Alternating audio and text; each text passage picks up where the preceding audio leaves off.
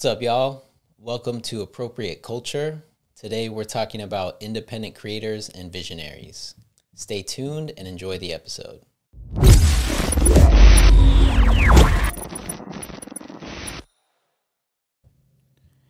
And we're live. What's up, buddy? How you doing? What's good, man? Welcome.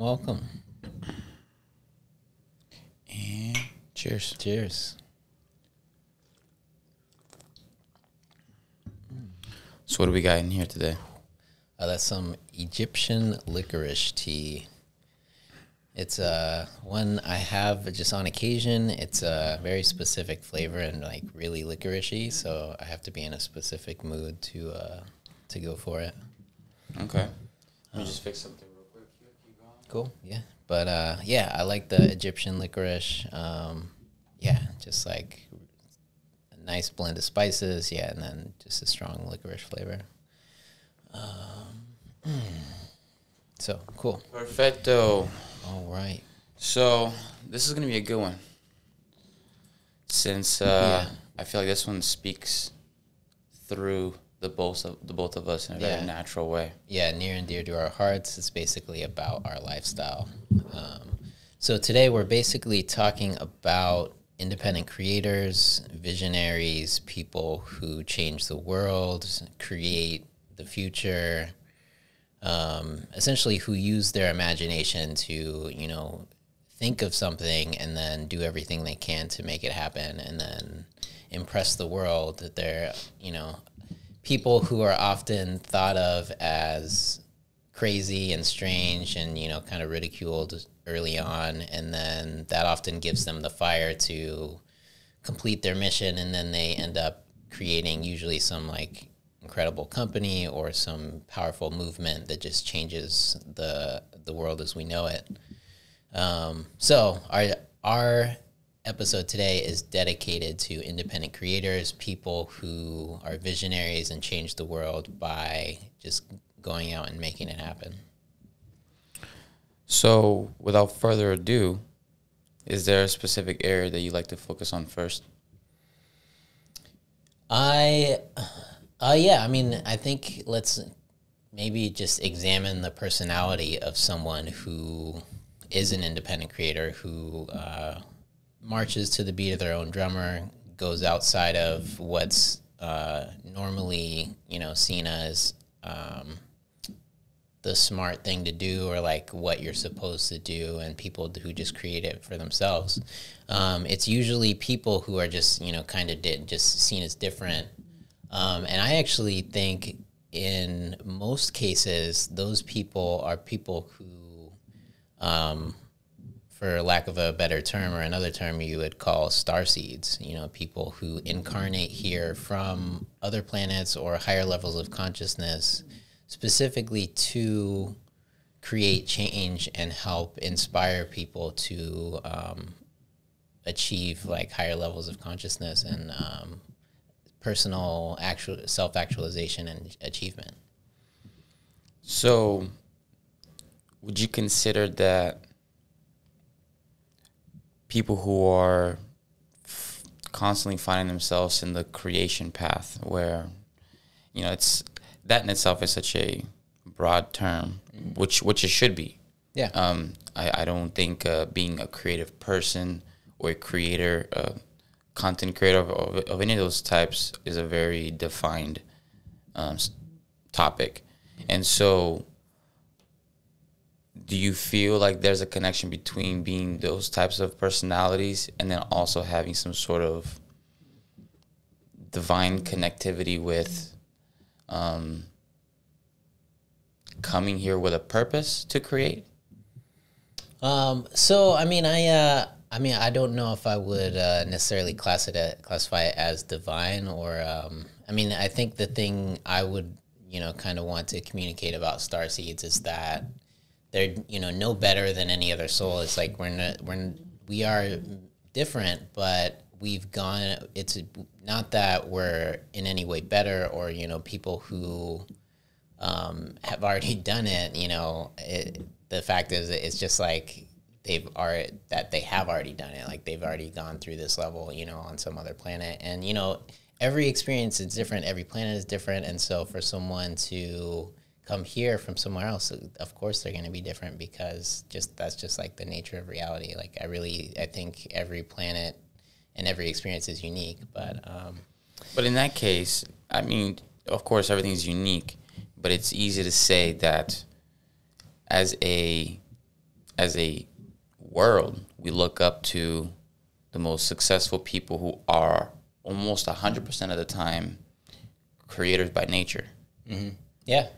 And so, in a sense, I would wager that we need to give some additional respect to this perspective of lifestyle, because it's so important. It's so powerful. Mm-hmm. Meaning, a few of individuals who can actually mold this lifestyle and actually put it in the right direction and utilize it efficiently, these individuals literally move mountains. Yeah, change the world. You know what I mean? Yeah. And so, like, that's where my question was coming from in regards to, I understand all souls are equally as important in its own way. Mm-hmm. My reference here is, or what I'm trying to go at is, in regards to making the beat of your own drum and having that inner fire that you're always wanting to shape your own life by your own means, by your own standards. Mm-hmm. What do you think brings that extra fire? Because that's not taught. Yeah. I mean, that's a really good question. It's like, you know, I feel like a common perception is that people are mostly the product of their environment, you know, and so I feel like if someone comes in with a very like well-defined sense of purpose, you know, they can really defy, you know, any circumstance.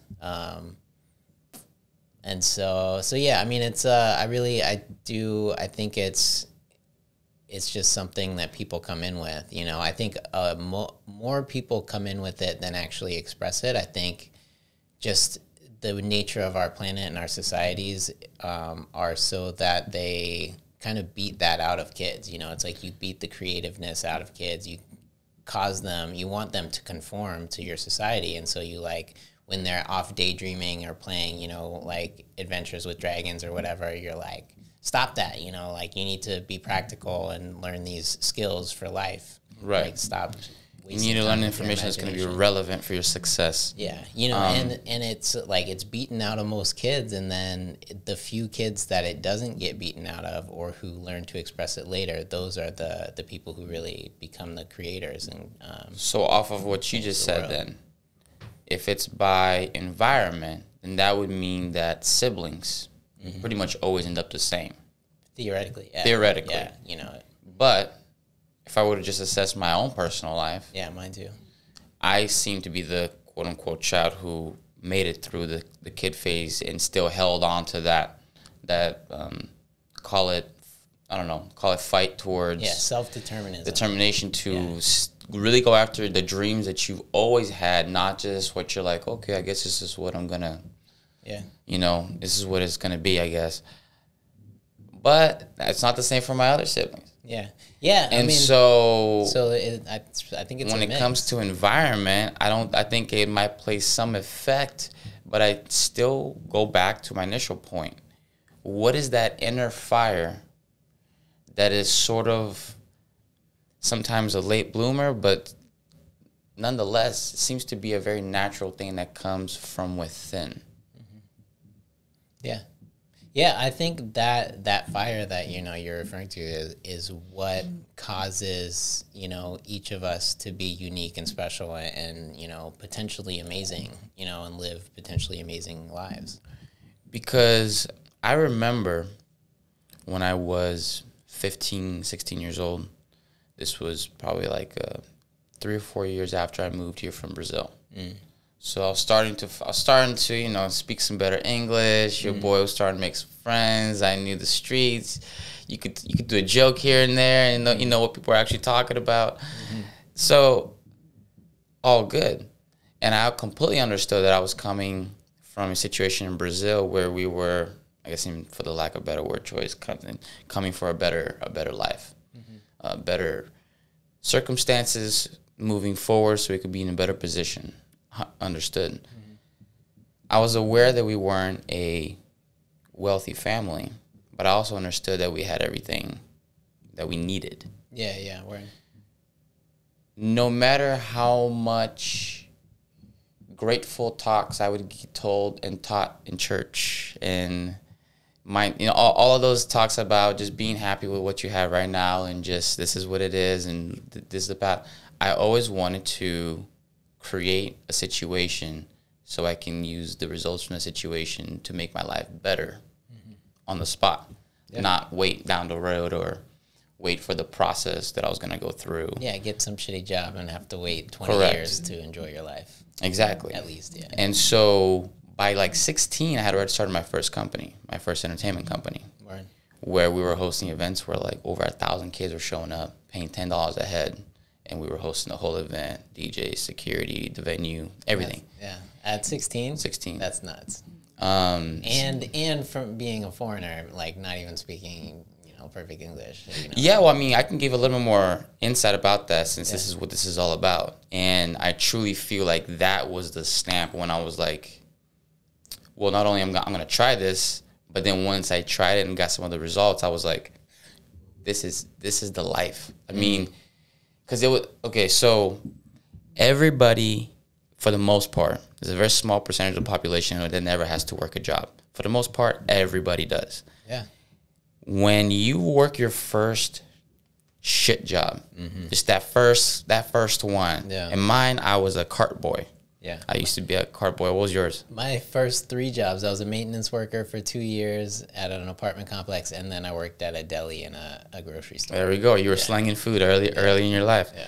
So I was a cart boy at Fred Meyer, and I couldn't even handle doing a 4-hour shift. It was horrible. It was just, I was going around taking huge lunch breaks, just disappearing, and just not even doing the actual job. And it wasn't even a long shift. And so I realized, I was like, the place is defeated. Everybody that has been here and didn't leave looks horrible.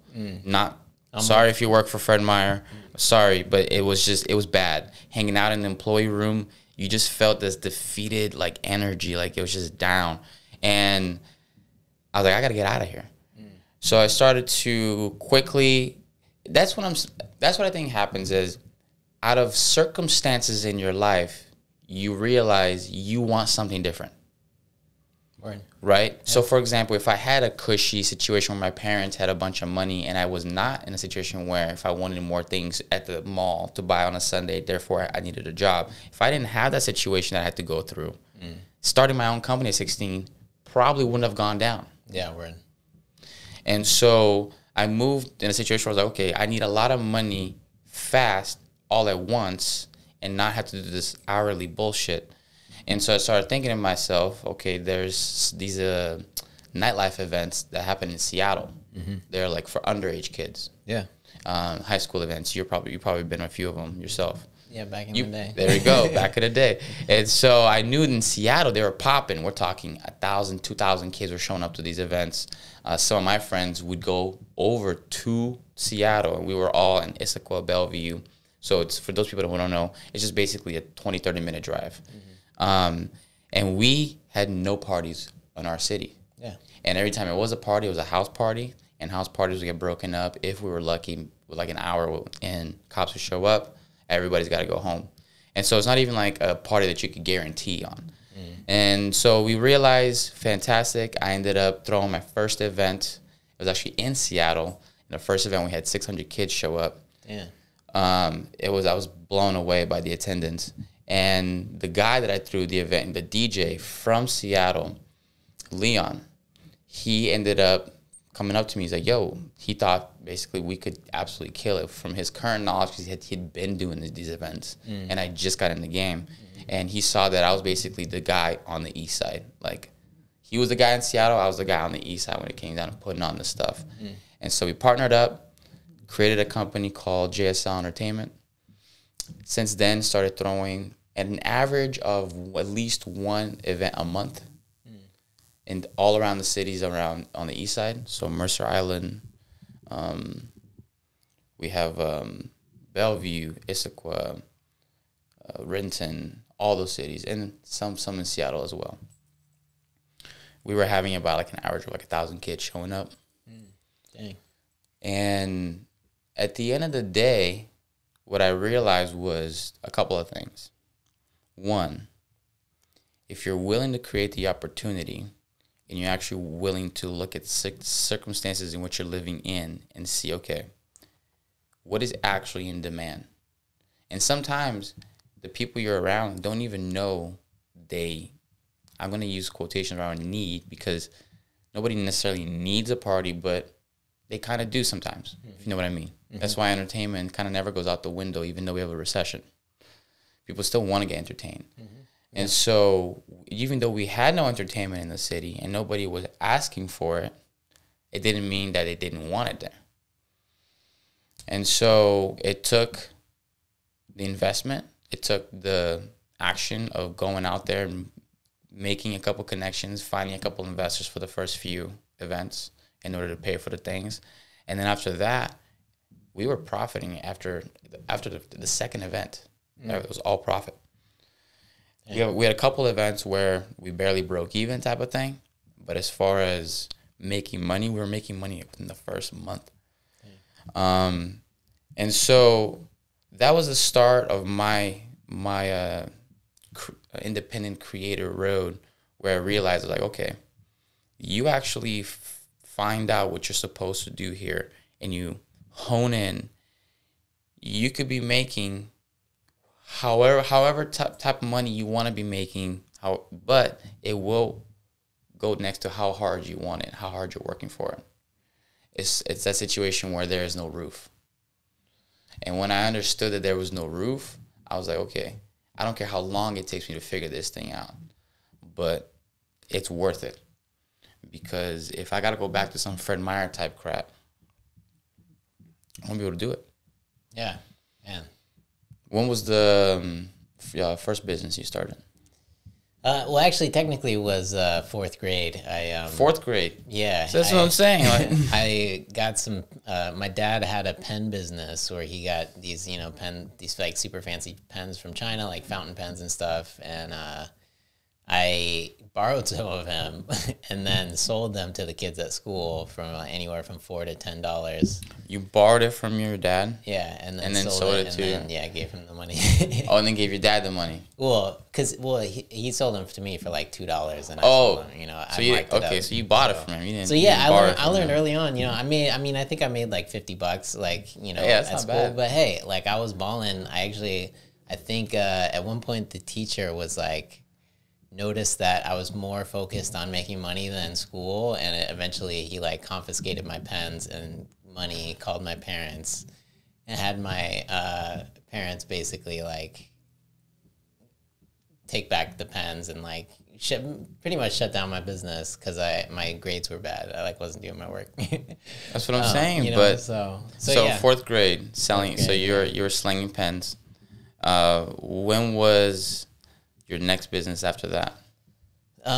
So in college I sold random stuff out of my dorm room, just like snacks and stuff. But the next one really was when I started throwing parties, actually nightlife stuff as well. And that's kind of how we met. Yeah, that it was kind of I was working as a financial advisor. I randomly got stopped on the street. I had long dreadlocks at the time, and I'm in Belltown in downtown Seattle. I get stopped on the street by this Jamaican dude, this bald dude who like has a Jamaican accent, but he's like clearly Indian.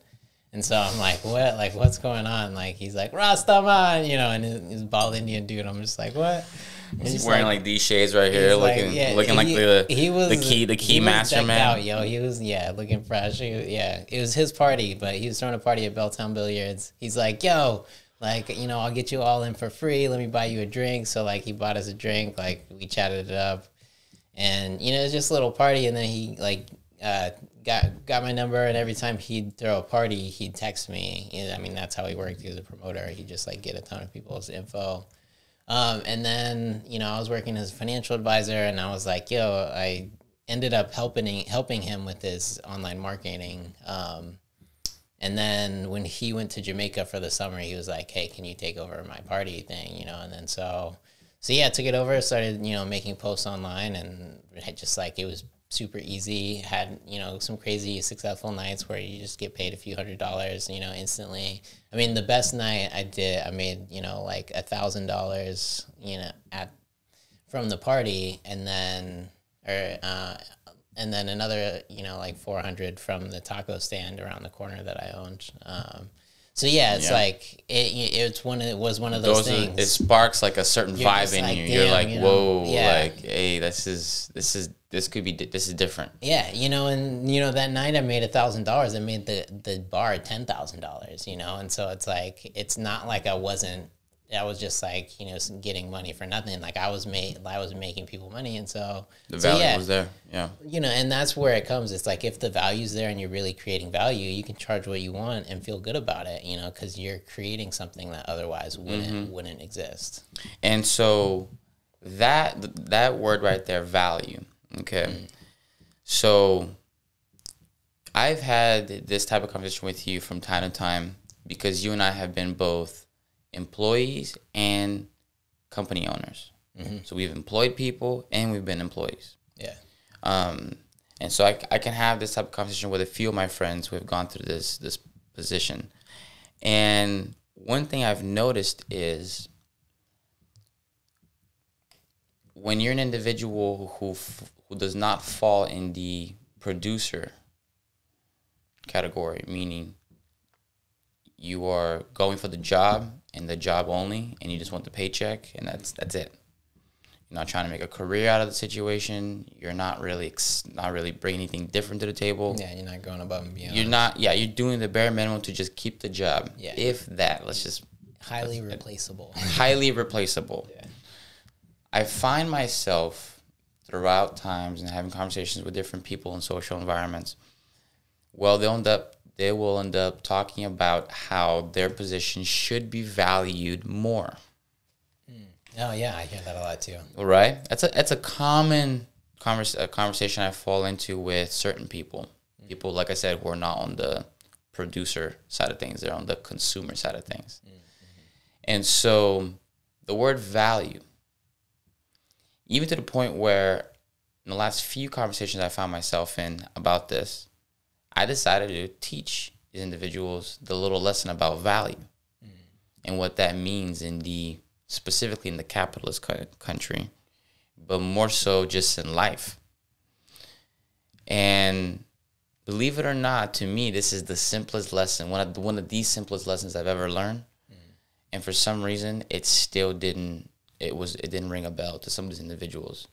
In essence, when it came down to, if you don't go out and create something that is not being created already on some level, you know what I'm saying? We're not all just crazy innovators, but you're bringing something to the table. And the market feels like they want to give you money for what you do. Fantastic. You can then be in a position where you can start to somewhat call your own shots. You can price your own service. You can service your place in certain places or not. You can do whatever you want. So it's according to you, however successful you want your business to be. If you're bringing something unique to the table. If you have a business that brings something unique to the table, you don't have to be the head honcho, but you could be selling exactly what somebody else is, but you do it at a good quality as well, and people don't mind going to your place. Right. It's as simple as that. But I'm talking here about the word value as an independent creator. When you go out and create your own value in the world, you suddenly don't have these conversations with people about how you feel you should be getting paid more. Because you understand the process of building value. One, you can't cheat. You can't buy value. You can't lie your way into value. Maybe you can at first lie your way into it, but people can find out pretty quickly that you're not really about all the value that you built yourself up to. And so I think ultimately what I noticed is few people fall in that category of independent creators.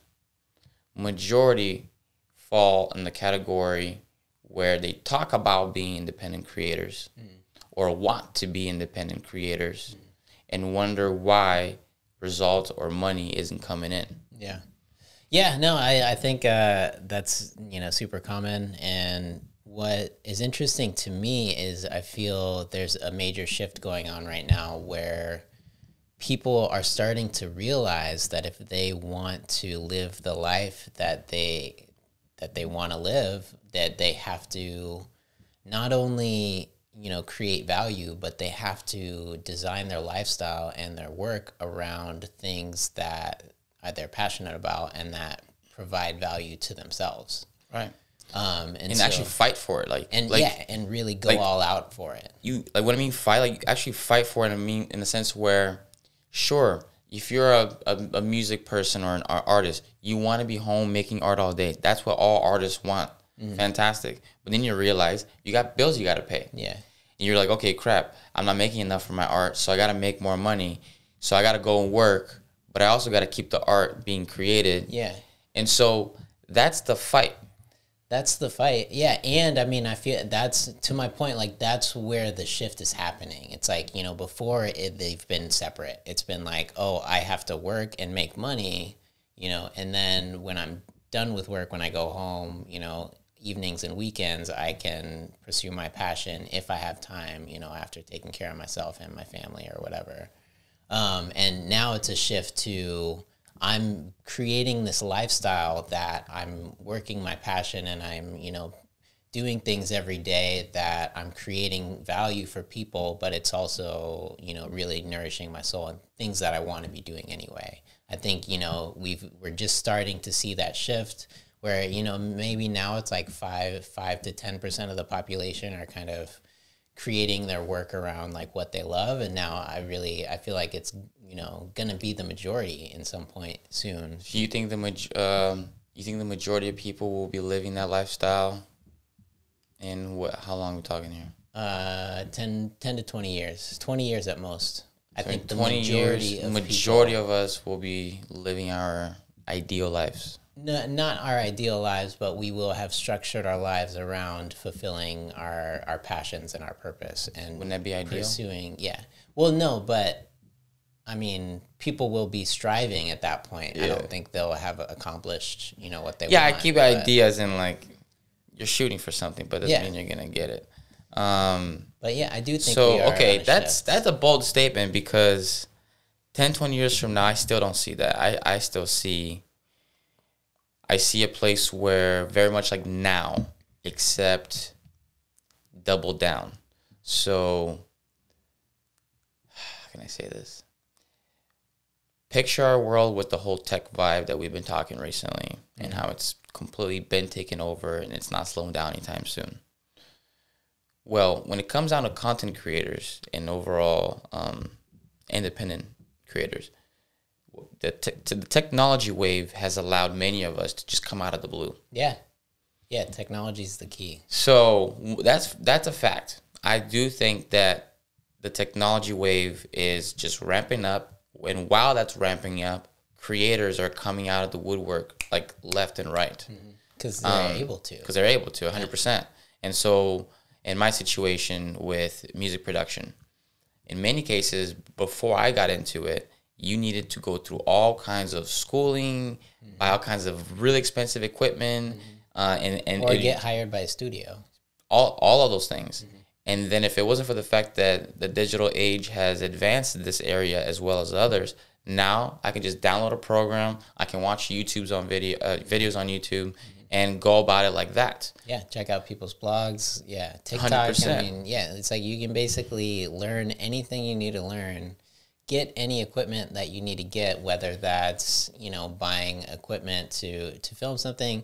I mean, really, even with phones nowadays, like if you get a nice phone, the cameras on those, you can really create content that's like, almost as good as studio quality, and for like $5,000-$10,000, you can have a full studio setup that, 50 years ago, the major studios didn't even have.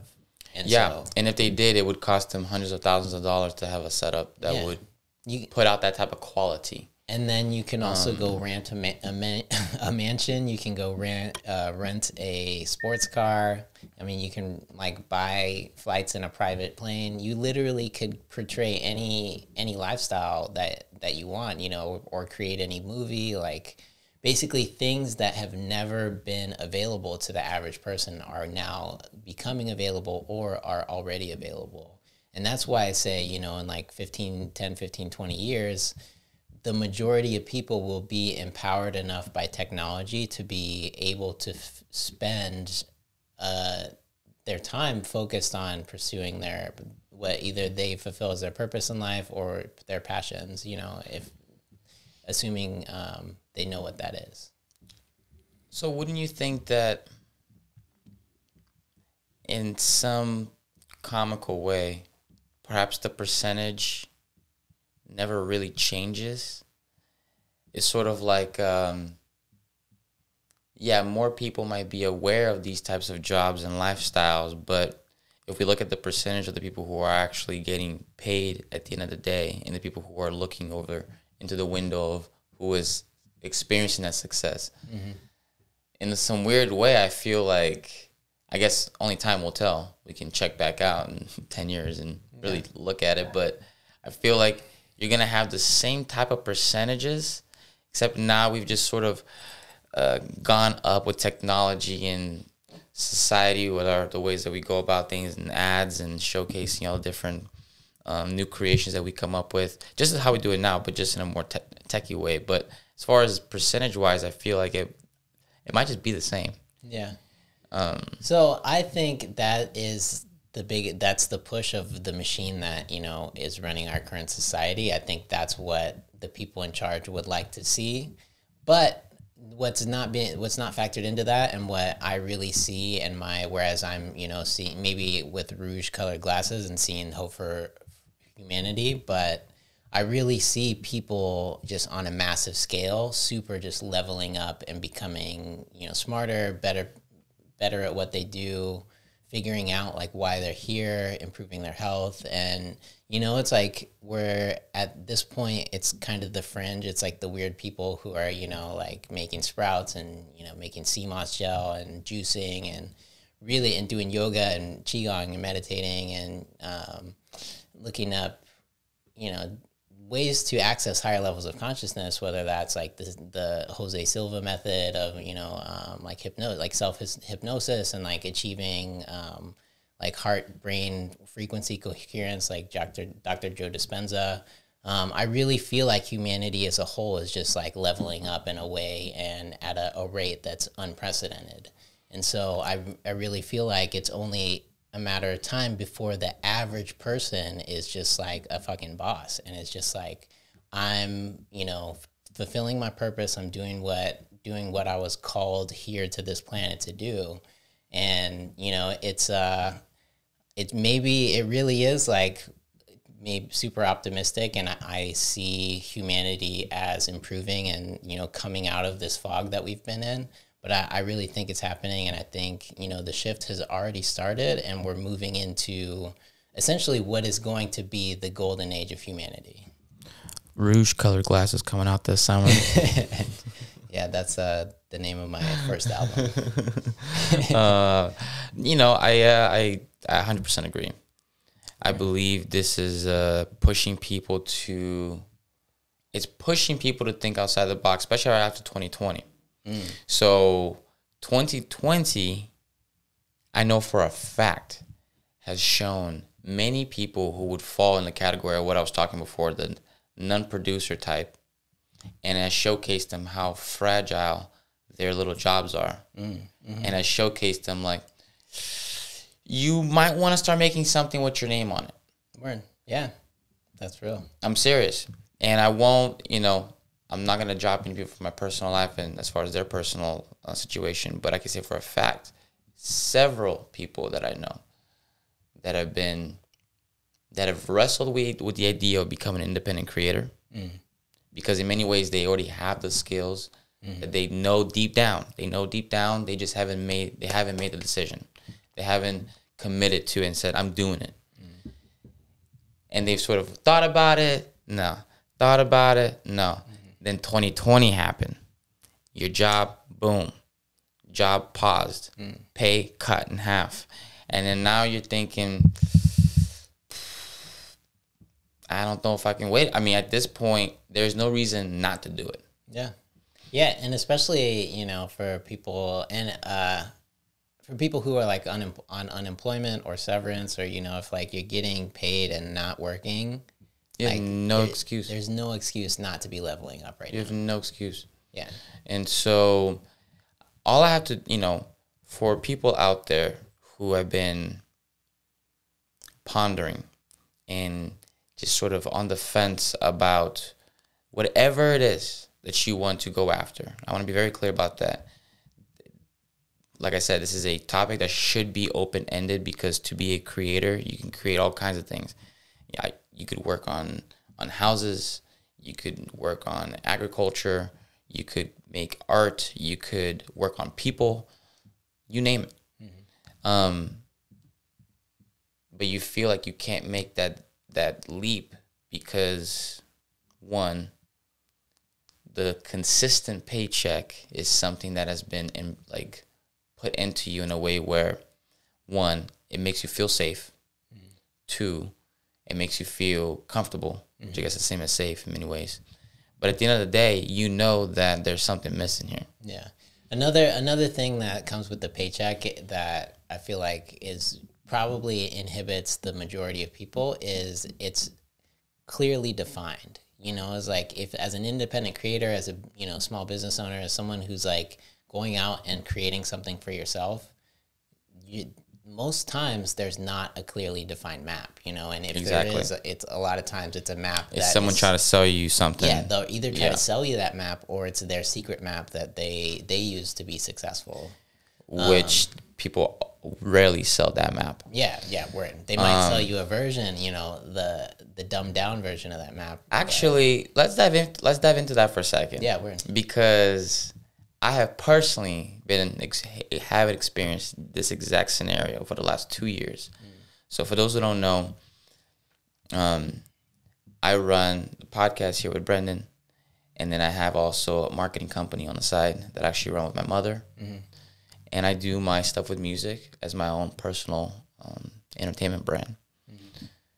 But when it came down to the digital marketing stuff, I was very much going through my schooling phase, where I was educating myself for at least 6 months to a year, trying to understand what the heck is going on here.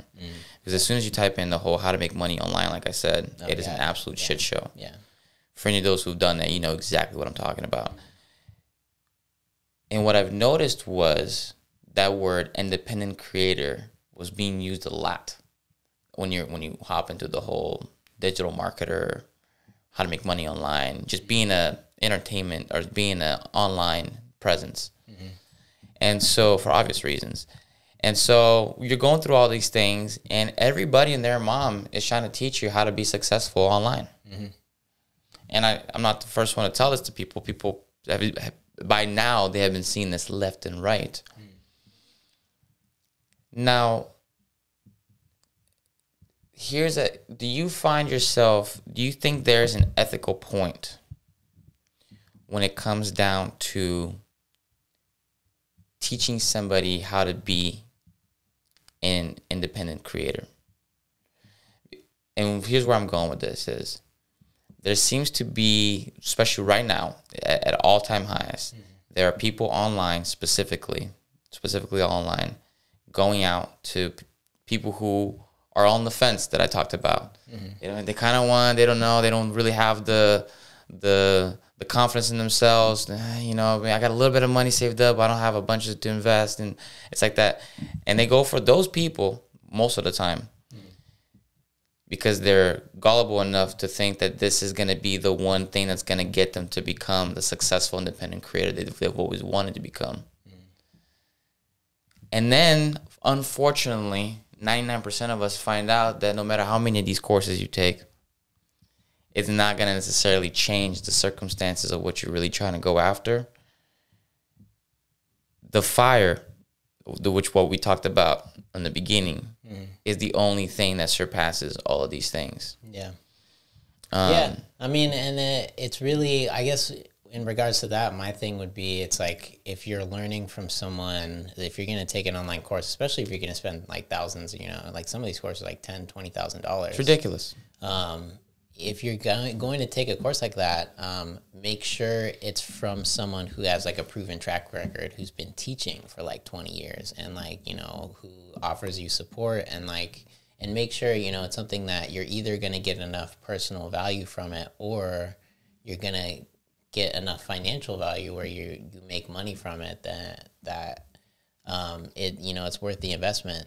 You know, but at the end of the day, some of that stuff, if it's uncharted territory, you're gonna have, you know, you're gonna have to take a gamble. Take a gamble, yeah, exactly. And take the risk. And for the record, you can get courses out online that are reasonably priced and are a great primer, or they give you what they said they were gonna give you when you purchasing it. Yeah. So, you know, for example, I have, you know, bought an online Qigong class from Master Tevye Fang, White Tiger Qigong, and it's awesome. Like, I've learned a lot from it. You know, I haven't completed the full course, but I practice Qigong every day. You know, I've already like learned Qigong, and I revisit it often, and I've learned so much from that. It's like, it's definitely worth it. You know, it's like, I think it was like a $1,500 course. And I no regrets. Like, I'm so grateful. Like, thank you, Master Tevye. Thank you, White Tiger Qigong. You know, stuff like that. I'm just like, that is where, you know, I really think people are leveling up. And, you know, it's like Sadhguru has, you know, an inner engineering course. You know, there's yoga teacher training, stuff like that. You know, if you can get a fitness instructor, you know, certification, or personal trainer, like, if you go to someone who's been practicing, you know, for decades, and then teaching for decades, or for however long, or like, you know, just has that legacy and has put in the work and is really passionate about teaching. And, you know, because some people are just not good teachers, like their personality type, they're just not good at communicating. So all those things are factors. You have to, you know, kind of figure that stuff out. But I mean, there's a lot of value, you know, in a lot of that stuff, and you can save yourself literally decades of trial and error, personal research, personal work, by going to a master and learning from them, you know? And so, and that's where I see, it's just like, with technology, there's an explosion of, you know, masters. You know, there's a lot of fake masters. A lot of gurus out there. Yeah, you know, like, and be wary of someone who like tells you like, this is the only path and I'm the only one who can do this. It's like, you know, do some research, see what, you know, what their students say, you know, and people who have been studying with them for a decade or more, like, you know, do the research. But yeah, I mean, I think that now there's just so many opportunities for people to level up and just, you know, improve themselves in so many ways. So I think it's safe to say that we're coming from the age of jobs, entering the age of independent creators. Yeah, and I feel like we're at that middle transitioning spot. Yeah, and even like major companies are transitioning now, especially with COVID and, you know, people working remotely. It's like, it used to be like, hey, this is a corporate structure. Like, here's a job. You do this one thing. You know, like, here's your assignment, or you have to do these tasks, and then get it back to us by this deadline. No, or you'll be disciplined or something, or fired or whatever. And now it's like, hey, you know, we're just going to give you freedom. You need to create, and depending on what it is, like my brother, for example, works at Bungie, you know, a video game company. And like, he was telling me, he's like, yeah, I'm like designing a grenade right now. And I'm just like what? So he just goes in, you know, and now he's at home. He just like goes on his computer. He's like on a design program designing a grenade for a game. You know, it's like, how do you give a checklist for that, you know? And apparently that's how the company's set up. It's like they give their companies freedom. A lot of companies are giving their employees unlimited vacation time. And so it's like, you know, they're learning that if you can keep someone happy and like producing awesome content for your company, it doesn't really matter like what you give them as far as resources, whether No. it's money or, vacation time or whatever. I mean, actually, some of these companies find out they're paying less now. Yeah, word. Because, I mean, going back to independent creators, and so in my case, running small teams for either one of my companies, well, I pay them as contract workers. So they get paid, they do the work on their own time. They take as many jobs as they want or don't want. And they go about it like that. Yeah. And so it's, in many ways, like you said, the people getting employed and the employers are starting to find out the whole 9 to 5 does not have to be done that way. Yeah. Yeah. And then, another thing that's really totally just shaking that up is blockchain. It's like, because people are like mining cryptocurrencies. And then I just, I was listening to like Cryptocurrency Daily. I forget. It was like a podcast on Audible. But he was saying that like someone uploaded their piece of art to the blockchain, like to a certain like coin, I think, or certain blockchains, what cryptocurrencies are called, and it sold for like $700,000 or something like that. And I'm just like I don't even understand what exactly that means, but the fact that you can that cryptocurrency is empowering people like that, and helping people sell their art in ways that haven't been done before. So it's just it's changing the way people make money. give us your top 3 ways of being an independent creator coming up here in the next 5-10 years that you think is going to be worth looking into if you're on the fence.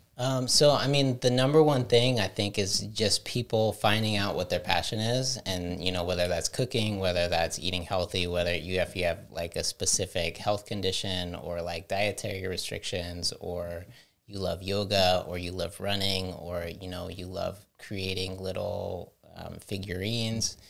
Basically, find what you love and create, just work on your craft and like build skills, like basically work on mastering skills and then showcasing those skills in unique ways. So like whether that's TikTok videos, whether that's YouTube, whether you're doing tutorials on how to make something, whether it's like a live performance.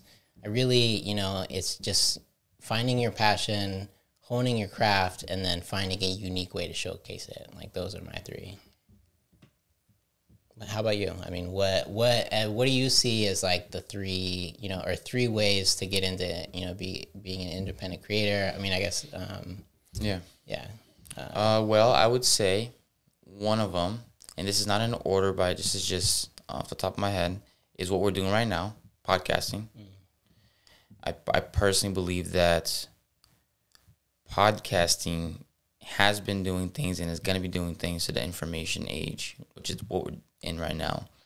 Things that we were not expecting things to happen this way.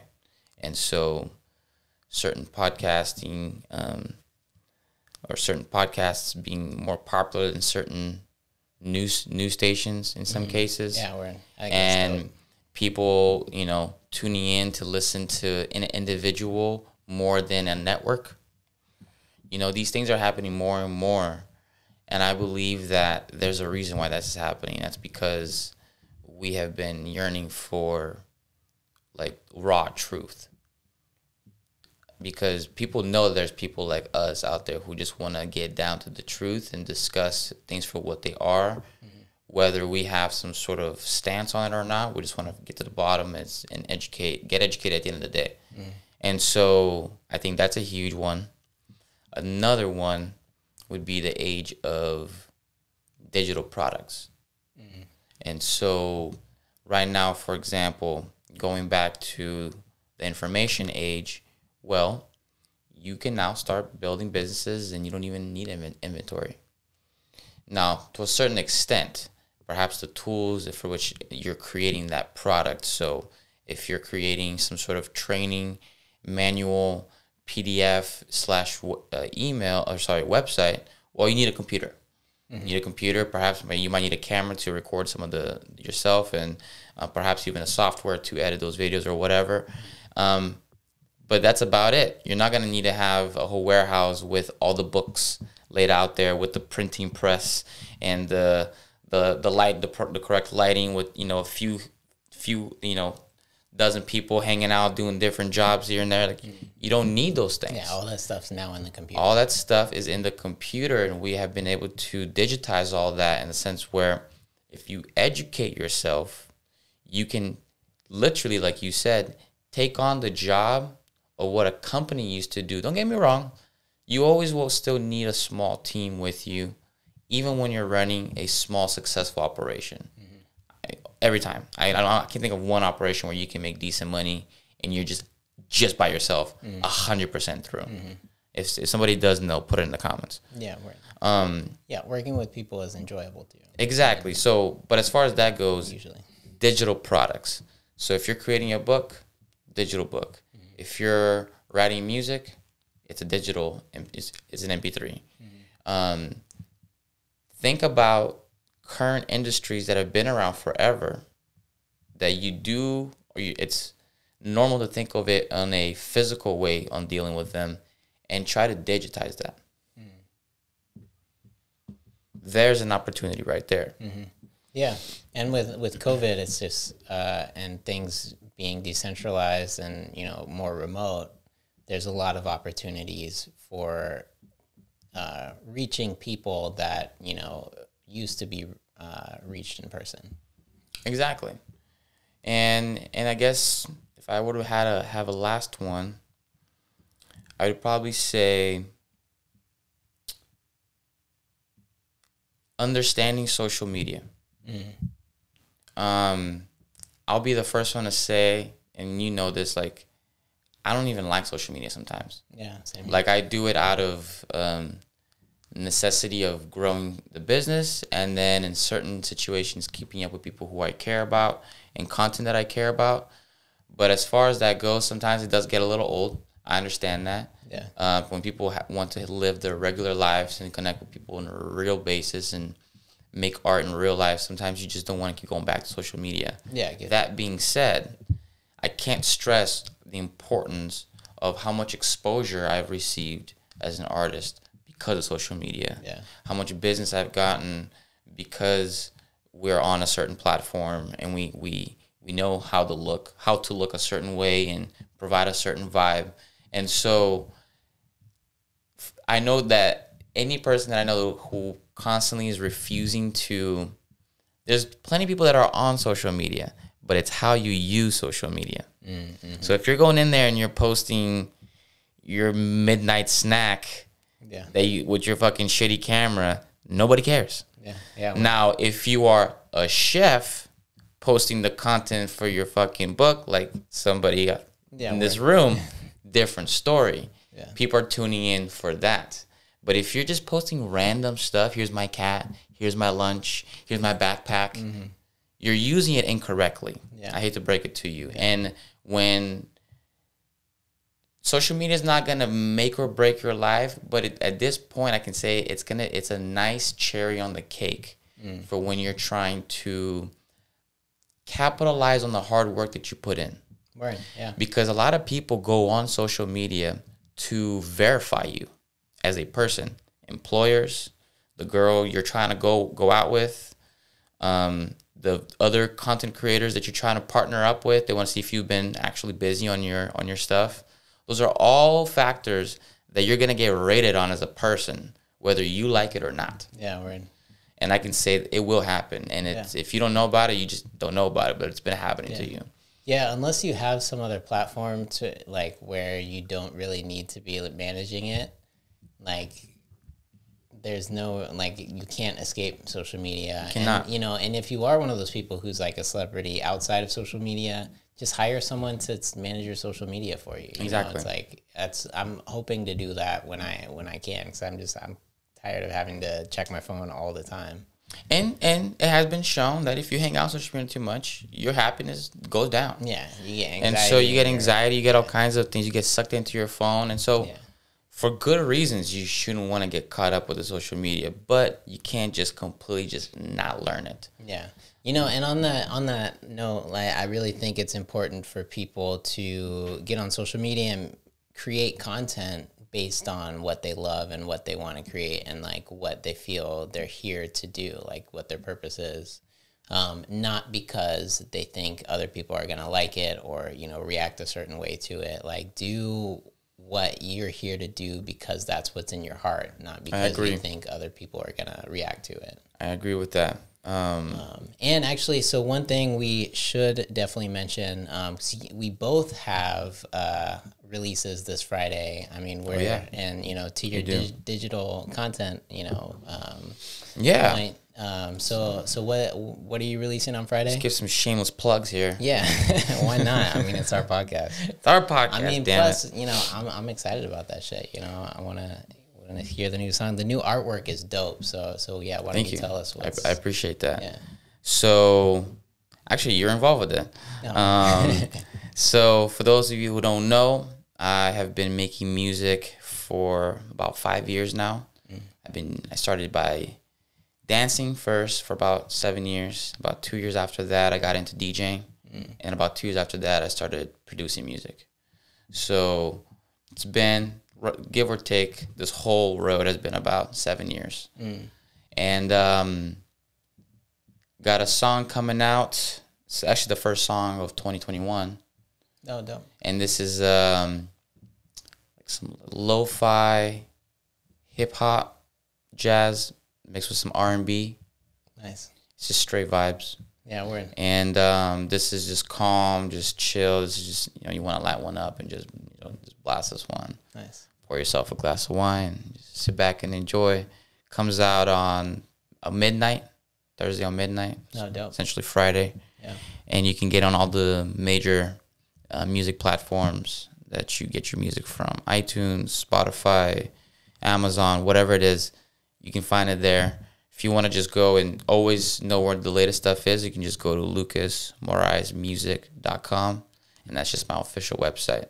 Nice. And so that's that. The art cover is dope. You helped me out with it because you took the picture of me. Yeah, the art, it's like a cartoon or like vibe. But yeah, super lo-fi. We'll flash the cover art on the video for people to check it out. I'll put a link in the description too for the song. And for your release, tell us a little bit about that. So I am a chef. I go by Chef Rouge. I've got a book called Vegan Allergen Friendly, Vegan AF, New Comfort Classics. So it's comfort foods that have been kind of remixed with like a modern, more healthy, allergen-friendly twist. So yeah, that comes out on Friday. You can get it at veganallergenfriendly.com. I'm just selling the book directly as a digital download. So yeah, check that out, and then follow Chef Rouge on Instagram. Actually, I'm Chef Brandon Rouge on Instagram, Chef Rouge on TikTok. So I'm thinking we should do some features on some of the dishes on your book, and do some taste tests, some live taste tests. Yeah.